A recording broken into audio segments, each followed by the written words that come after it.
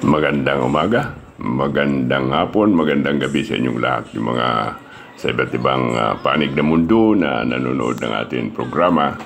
At sana ay subaybayan nyo ang aking programa at matuto kayo. Sa ngayon, araw na ito ay atin naman panoorin. Ito po ay yung part 3 na ng examination natin sa atin na special student na kumukuha ng special training para sa kanyang special skill, para sa kanyang weaver sa Napolcom. Kasi siya ay overage na at siya from Mindanao, isang Muslim pa, si Al Harvey Upao, na pumunta pa dito sa atin para makakuha ng kanyang certificate para sa kailangan niya sa Napolcom, no, para pagkapulis. Now, yung mga gustong ngayon, ang part 3 ng ating examination ay kicking na tayo, no? Kung kailangan marunong ka umilag, marunong kang kumuha pag marunong sumipa ang ating kalaban.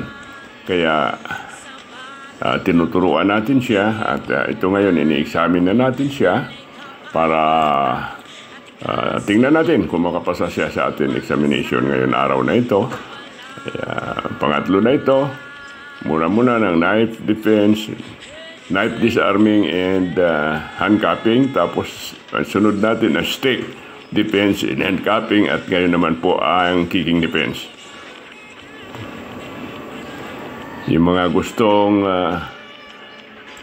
pumunta rito at kumuha ng special skill, punta lang kayo at tuturuan ko kayo ng matuto kayo ng ating martial arts na taekwondo dito sa ating bagong gym dito sa Quezon City. Yan, kailangan po, importante sa atin sa martial arts, tinuturo natin ilag, no? Ilagan nyo, hindi pwede tayo mag-blocking. Kailangan go with the force, lamahanan natin lakas ng kala. Medyo napilayan ito, medyo nasaktan, no? Ganun talaga, no? Kahit sa training, regular training, sparring, ano man, ay kailangan, minsan, di mo maiwasan, masasaktan ka talaga rito. No? Yan, mabilis na rin ito si Al. At yan, pagkatapos may bawing tayo.